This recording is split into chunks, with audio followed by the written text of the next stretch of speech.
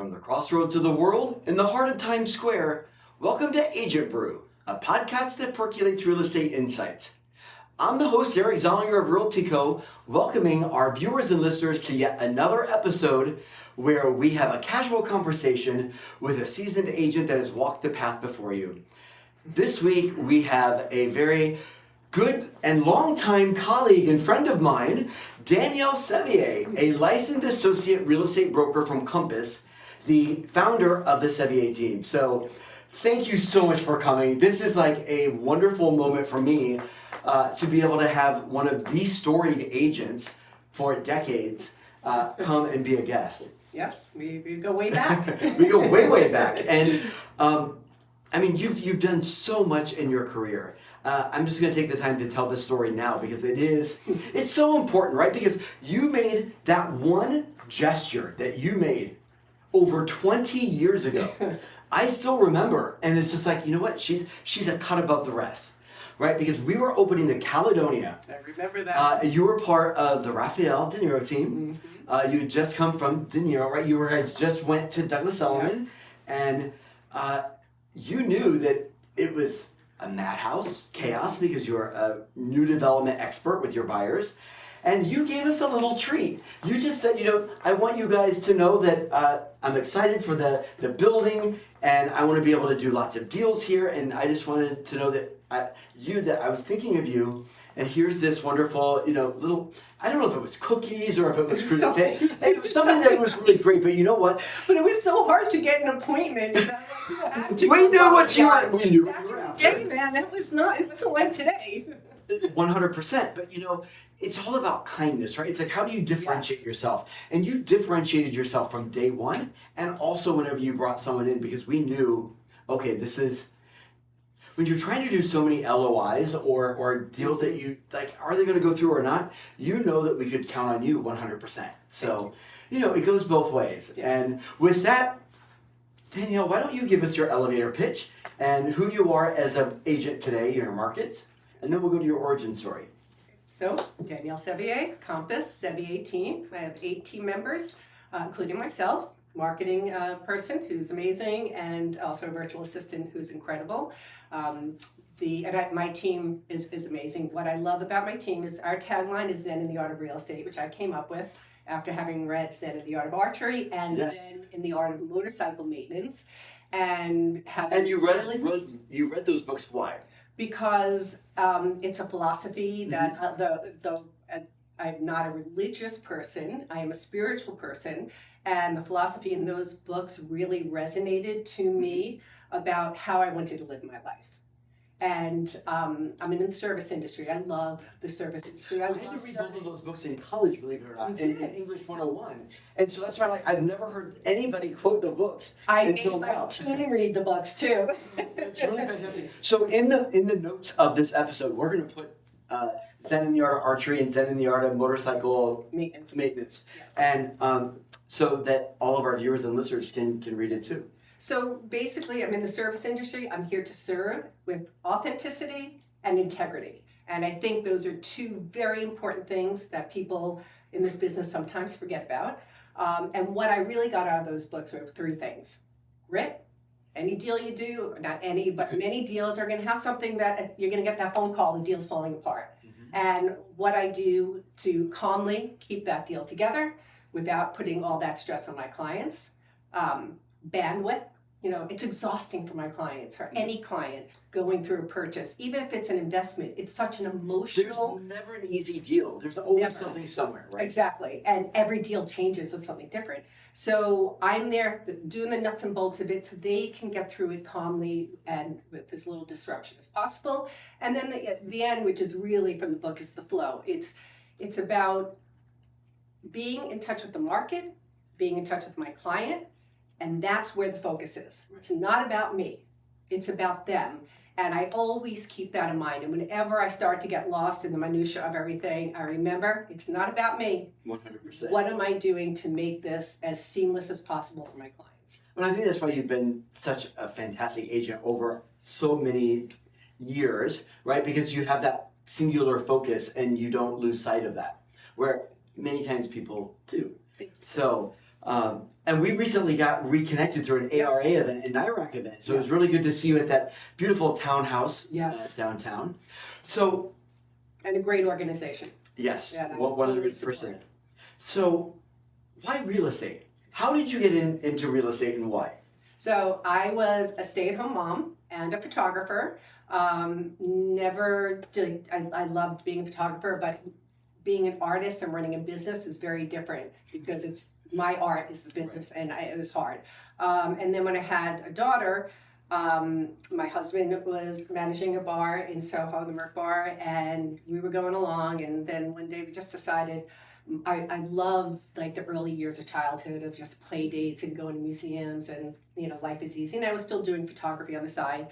And one day I just decided, you know, I school started, schedules, I'm not good with that with the kid. I was like, I don't want to do homework and, you know, all this other work. That's work. Like, I like the fun stuff. And my husband's much better at that. And so we switched. And he took over the full-time parenting. I got my real estate license. We had no backup plan, none.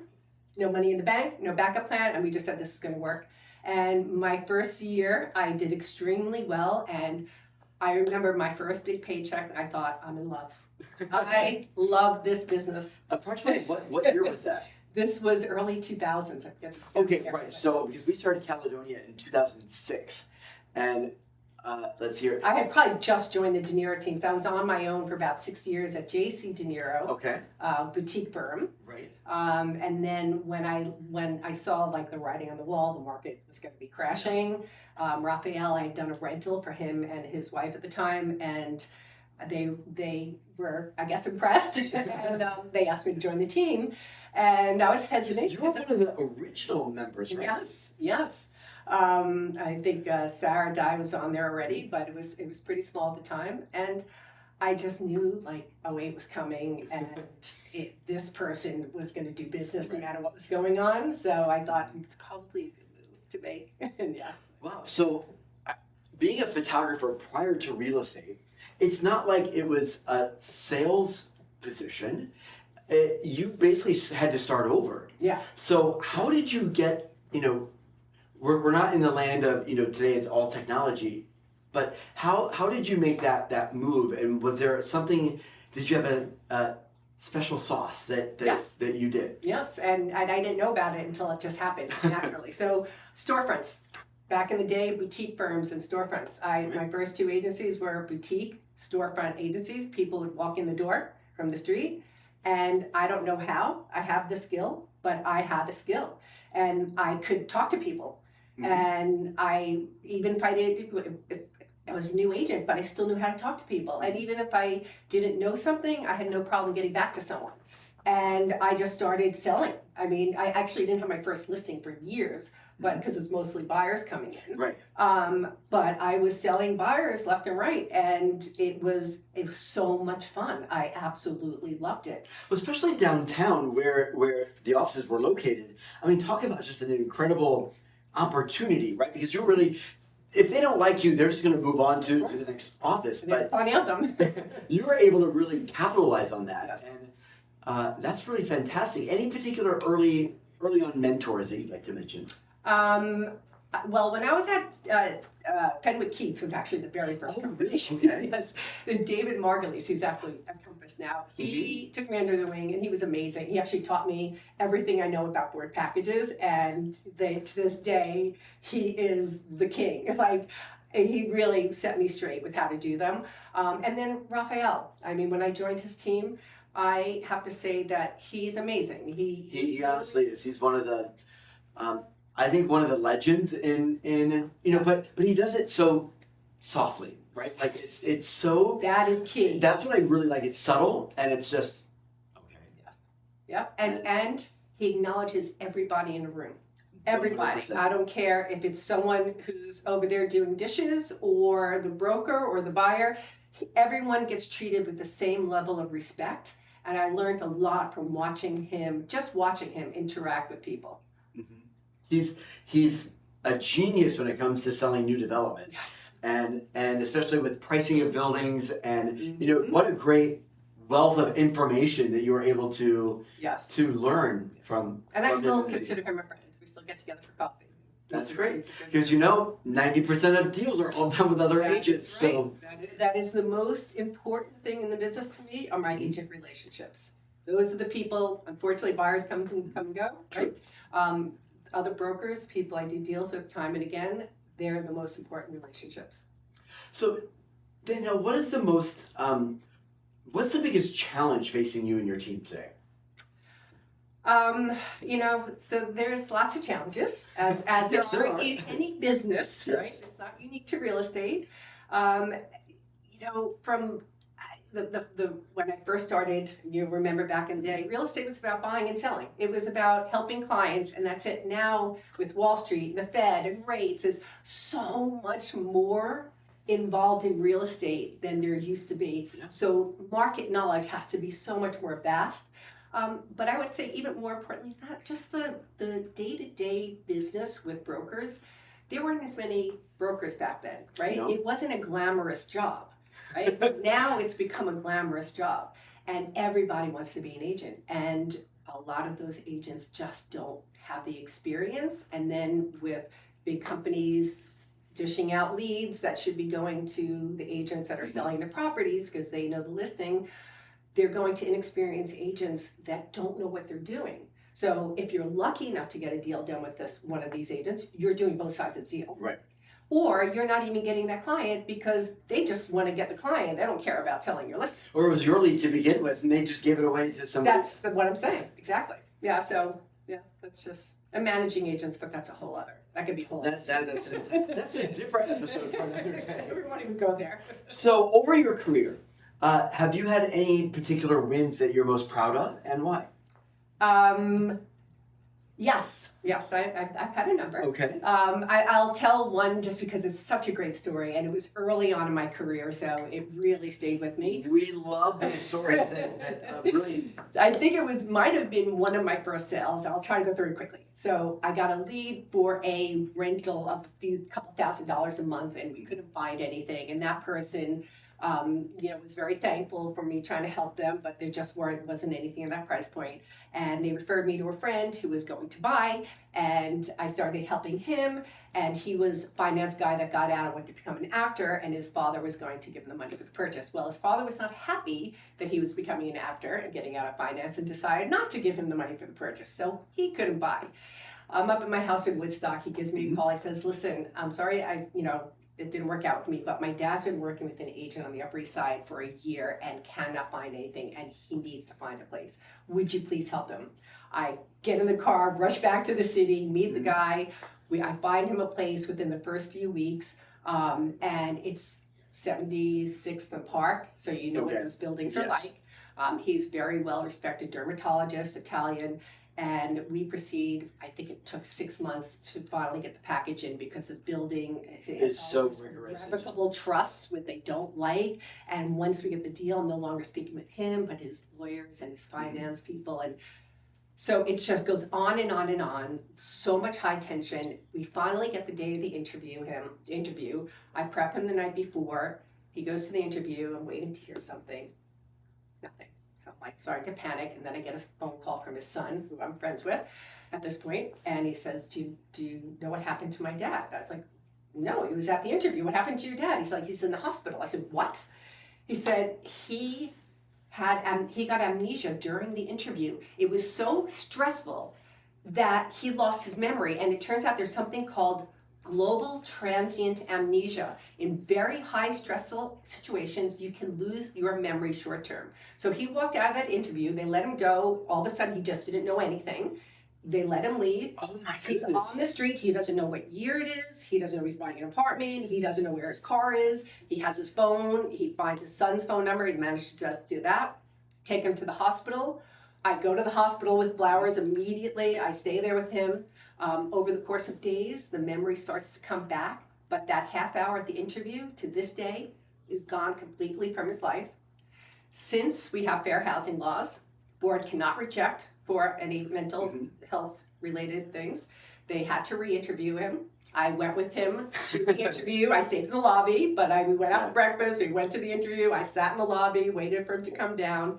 He got approved. And just to come full circle, I get a call probably I think it was last year. Mhm.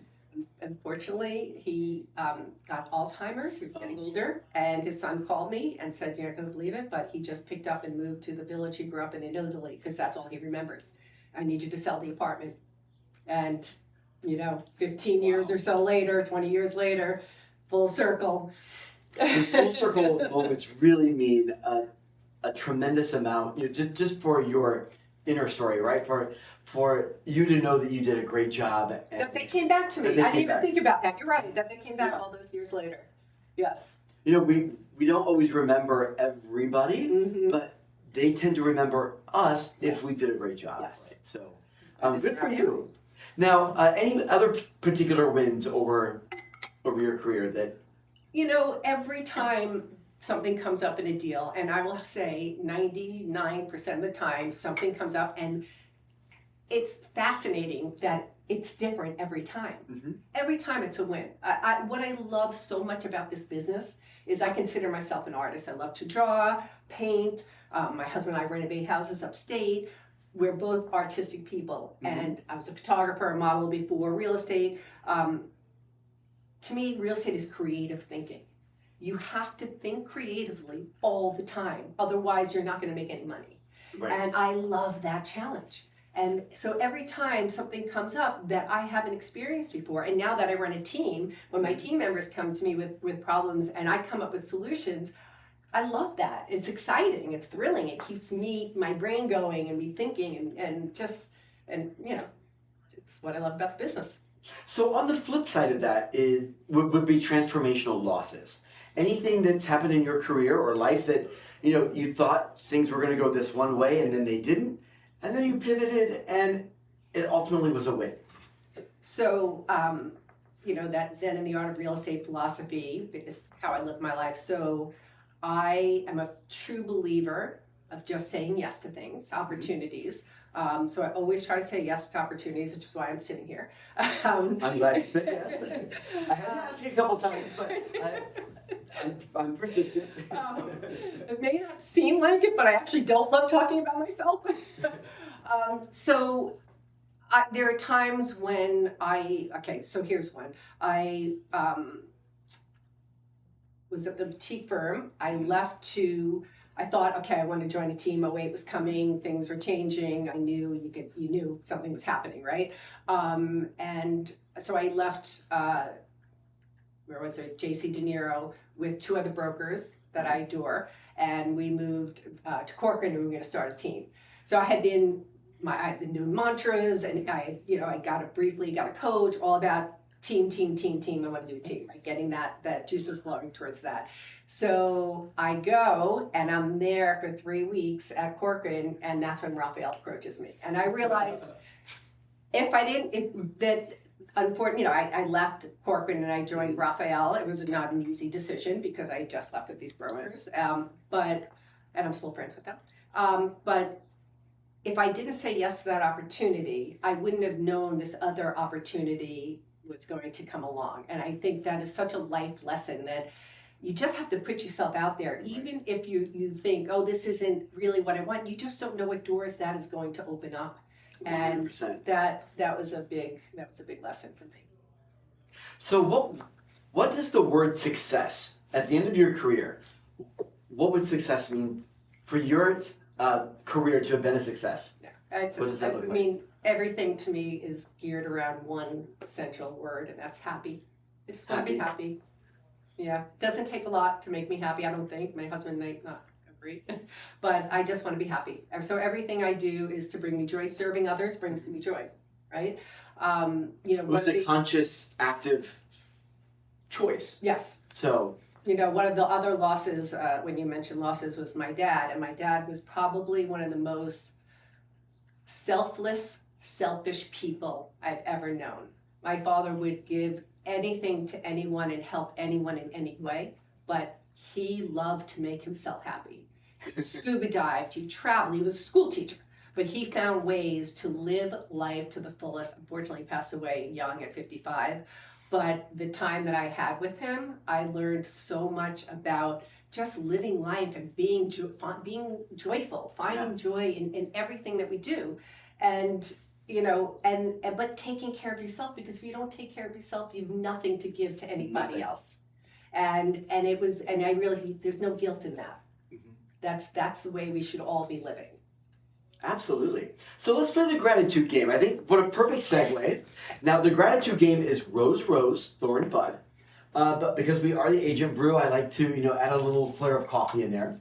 So we start with the aroma. Do you grind your own beans by chance? I have one glass filter, make a cup myself. It's not ground. I used to, but it just, I don't grind it. I do the illy coffee, but it's delicious. And I make one cup myself in the morning, and then I buy it out the rest of the day. So that first cup, when it's brewing, you have that aroma. One might say it's what gets you out of bed in the morning. So what motivates you to get you out of bed in the morning? That.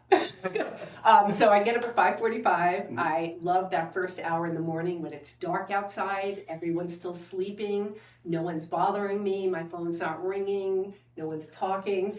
I have my hour with my coffee. I either read or I keep a gratitude journal. So I'm either doing one or the other. And then I go to the gym. And I like to get to the gym 7:15 because that hour, no one still not bothering me. Phone doesn't really start till 8:39, so I get a full workout in, which I love. I grew up an athlete. I was a tennis player, playing competitively for since I was 8. So it is in my blood to be active. I am not happy if I'm not exercising. I go 5 mornings a week, and that is my every morning. I don't no problem getting up when my alarm goes off because I'm just excited to go to the gym. It's my time. So going on to the next thing, and that's the actual brew, that first cup that you take, it sustains you throughout the day. And I like to think of this as, what is your why? What sustains you? I love what I do, right? I've supported a family, and I put my daughter through college without student loans. I love to travel, not excessively, but, nice vacation or two. Just having a good life. Providing a good life to my family. That's my life. So then the thorn for rose, rose, thorn, bud. This is like that thorn in your side, something that's causes you a little bit of pain, a little bit of irritation. Are there any obstacles today that you're facing that? I'm sure there are. There must be. Nothing's jumping out. I mean, being a parent, my daughter's 30, is just, once you're a parent forever. So think about it before you do it. So you can only be, the expression, you can only be as happy as your least happy child. It's so true. I've never right now my daughter's happy, so I am very happy. So it's hard to find that negative. But over the holidays, she was not happy, and that was very difficult. Which made it very difficult on you. So yes. So this is the point of the gratitude game that really was the whole culmination of Agent Brew, right? I want to be able to have agents come on to talk about what big is coming. And so this is an opportunity. Do you have a new marketing plan, a new exclusive that you're about to launch, or a new building? So I am working on building the team, which is exciting. I've had a core group of agents and that I love and who make me a better agent because they're also have the same philosophy as myself, and they're all very hardworking and dedicated, and real estate is their primary job. And I want to start building on that. I definitely have some things coming on that right now are listed privately, but will be on the market shortly. And what else? Compass has a retreat every year. And a big one. It's really such a great company. Robert Revkin really taught me so much about networking. About not just networking with my clients and my past clients, which is I do and is my favorite part of my job, but with other agents. And these conferences, you meet agents all across the country, and we stay connected. And I get so much referral business from that. Bread and butter, yes. So that and it's in New Orleans this year in October. So I'm really looking forward to that. Nice. So now we've come to the final portion, which everybody gets the same question. if you could give your young agent self, you, a piece of advice, not a young agent today, what would it be? It would be very clearly believe in myself, listen to myself, trust my instincts. I always thought, I don't know why, but I always thought I had to do things the way everyone else was doing them. Mm-hmm. Like I even though that wasn't my gut to do them that way, every time I try to do things differently, people would comment or say things. I'd get things like, "Oh, she's too nice," or all this and that. But when I left Element and went to Compass, and when I started really focusing on starting my own team and what I wanted, I came up with a mantra, and I think it was, I am unique, I follow my own path. And that has really just realizing I could do whatever I want. I mean, I've been through so much in my life, I'm not young. I've learned from experience that whatever I set my mind to, I can do and accomplish. And knowing that enables me to now just, when I have these desires to try other things or do things differently, I'm totally confident that I can do that, and that's the right way for me. Thank you so much, Danielle, for coming on Agent Brew. Thank you for having me. I always like to end with a positive or motivational quote. Are there any that you'd like to share? Yes, I have two. All right, perfect. One that I've had for the longest time, I love Joseph Campbell, and he says, "Follow your bliss." It's just so Can't go wrong simple. with That's that. it. Very Yeah, easy. you asked me what I want. Happy. Follow your bliss. And the other one is more recent, but I heard it and fell in love with it, and hopefully I'll quote it properly. And that is, "Be kinder than necessary." It's the second part that I'm going to struggle to remember. Because you don't know, ultimate something, I'm not quoting it word for word, but ultimately you don't know what anyone else is going through, right? And you have to remember that. There's another book that I love and that's changed me. It's called The Four Agreements. I don't know if you I've heard of that. I've already read it. So don't take the actions of others personally is one of the agreements. You just don't know. Everyone is going through their own stuff, and when they come at you with something, negative or positive, doesn't have to be negative. It's about them, right? It's not about you. And it's okay to just be kind to people and know that, maybe they would say that on a different day. Maybe they're going through something. And the author of Peter Pan wrote that. Came up with that quote, which I also love about it. Very good. Well, thank you again so much for being on Agent Brew. We hope that you will come back and visit us again in future seasons, and we'll be able to hear about how big and large your team has grown. If you are interested in learning more about Danielle's team and becoming a part of it, either reach out to her directly or to myself, and we'll get you in contact. Thank you. Thank you, Eric. I'm Eric Zollinger, the host of Agent Brew, a part of RLTYco. Thank you to our viewers and listeners for tuning in yet again for another episode. We look forward to future episodes of Agent Brew and Agent Brew executive sessions. I'm Eric Zollinger reminding you it's a great day for real estate.